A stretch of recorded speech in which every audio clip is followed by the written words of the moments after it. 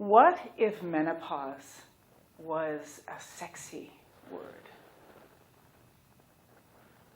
What if we'd learned that this was an empowering transition in a woman's life? What if we'd grown up in circles of women, listening to their stories of how they navigated this transition, and how they would hold us when it came our time to make this journey? How might our experience be different? I think it's safe to say that that is not the story we have. The story we have goes something like this. Menopause sucks.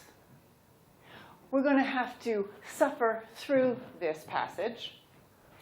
We're going to have to settle for being less than we have been, less juicy and desirable as a woman, less relevant to society, less visible, and maybe even invisible. And we really should be buying every anti-aging product out there. We're getting old, and it's all downhill from here. Now, in every story, there is a kernel of truth. This is a huge transition in a woman's life. There is often a deep sense of loss. But what if there is another, deeper, more profound truth that we are still evolving? Because in 1900, the median age of death for a woman was 48 years old. Do the math. I would be dead.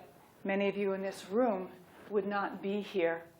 Menopause, as we have come to know it in the last 50 or 60 years, did not exist, and certainly not in the numbers that we have now. And that began to change after the Second World War. When life expectancy began to increase, and the narrative began to be written in the medical journals, written by men, male doctors, and the language is almost uniformly demeaning, disempowering, and diminishing. Not the language, not the narrative that I want to pass on to my 3 daughters. I want to reclaim this journey. This is a quintessential woman's passage. I want to reclaim it and rewrite it moving forward. When I was 14, 3 events had a huge impact on my life. The first started the summer before I turned 14. At 13, I started my period. And I spent that next year navigating pads and clothing and school classes and changing skin, changing body, changing mind. And then I come to the summer of 14, and I got contact lenses. I was so excited. Now, I've been wearing glasses since I was 6. They were the black cat's eye glasses with little rhinestones on the end. There wasn't a lot of choice back then. So I was really excited to toss those ones out, put in contact lenses, and the third thing that happened, high school. Like, yeah. In I walk with my friends, curvy 14-year-old body, wavy auburn hair, big blue eyes, no glasses, down the hallway. And I'm getting checked out, assessed. And I get asked out on a couple of first dates. Experience those first kisses, and I am overwhelmed. I don't understand the energy coming in, and I have no idea. I have not made sense of what I'm putting out. And I'm scared, I learned that you held your sexuality pretty close in my family. I couldn't even deal with the first kisses. But the one thing I can control is what I put in my mouth. And I began to walk into anorexia. Skinny little girl. About a year and a half, I was down to about 88 pounds, in and out of the hospital. My period stopped for 3 years. My thinking had gone something like this. If I shrink this body, I'm going to shrink my sexuality, right? So I'm not going to keep on getting this attention that I don't know how to handle. What also happened was I shrank my light and I shrank my voice. But I did make it through. 3 years, period finally came back. In and out of the hospital a few more times. Did make it through high school. Gained a measure of confidence and balance. On through university and on into the rest of my life. And then I came to 50. And my period stopped again. 2 weeks to be exact before my 50th birthday. Never had another one. I was in menopause.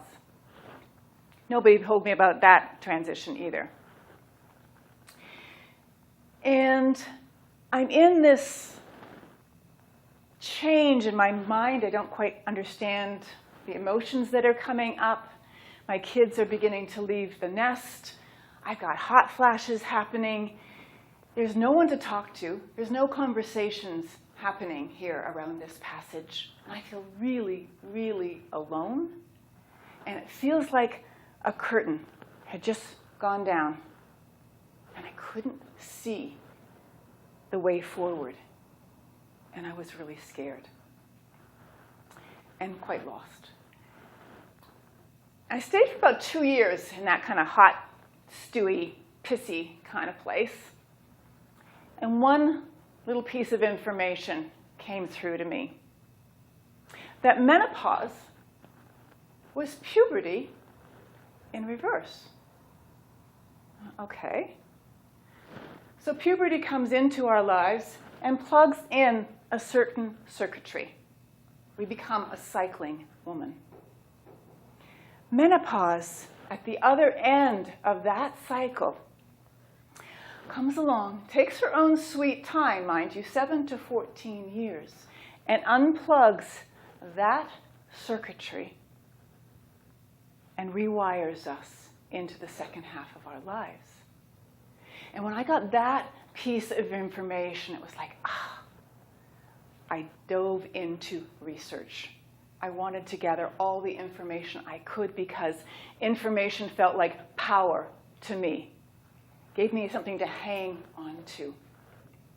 And in that research, I went to the library, I'm getting books out, I'm Googling things in the computer, putting down menopause, seeing what comes up. And one thing in particular came up. A woman named Joan Borshenko, and you might have heard her name. She writes a lot on passages and on women's passages through life transitions. And she writes poignantly on menopause. And one of the little gems of information that she shares is this Tibetan breath practice, a fire breath practice called tumo, where Tibetan lamas are sent off into caves for up to 7 years. They're taught this fire breath practice where they learn how to safely raise their internal body temperature. Raising internal body temperature. Women do this naturally. This is our hot flashes, the tumo, the kundalini rising. And the lamas are taught to feed those fires. They feed those fires their fears their pain, their trauma, their not enoughness, whatever is keeping them from moving forward in their life to become the Lama that they want to become. It's like, I can do that. Hot flashes come in, I start throwing in my stuff. My fears, of which I have way too many, my not enoughness. Because I realized that I did not want to do menopause like I had done puberty. I no longer wanted to shrink my light. I wanted to shine. And I had had a voice for my 3 daughters, that mama bear voice, that fierce voice. But I still didn't know my own, and I wanted to find that.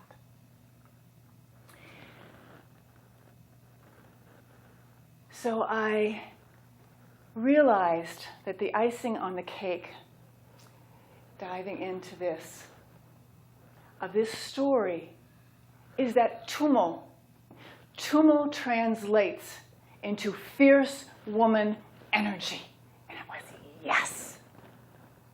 Ladies, your hot flashes, that is that Kundalini rising, your fierce woman shining your light, opening your voice, and having these conversations that we all deeply would like to have. That is the narrative, or piece of the narrative that I want to evolve moving forward for future generations and my 3 daughters. Some of you might be saying along about now, yeah, but you didn't have the journey that I'm having or that I had. And you would be right. Each woman, if she lives long enough, will have her own unique menopause journey. I had mine. What I do know is we each have the choice to make of it what we will. What I've learned through this journey is that we are being completely rewired. Body, yes, but also emotionally, mentally, and spiritually. That sisterhood circles, those circles, they are deeply important to be held, to get to have these conversations, to speak menopause and our stories out loud, to be witnessed and to be heard. That self-care is not self-indulgence. Self-care is vital to our healthy life moving forward. And that downhill staircase, no. Jane Fonda talks about an upward staircase going up into the second half of life. And it was, yes, I am on that staircase. And sexuality, I may be a very late bloomer. But at this point in my life, I feel more embodied, empowered, and sensually and sexually alive than I probably ever have in my entire life. And time. My relationship to time has shifted dramatically. I am way more than halfway through my life. So my yeses, I want them to be deep, heartfelt, meaningful yeses that come from passion and joy. And I have learned that no is a complete sentence. That through our menopause journey, we may fire up in that fiery flash of tumult rising. We may burn and be destroyed down to ashes. But what births out of ashes? But the phoenix rising, spreading our wings, the colors that we choose, the bigness that we choose,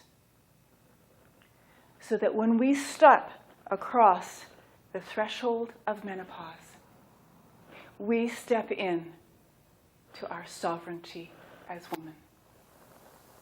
That menopause is owning our sovereignty as women.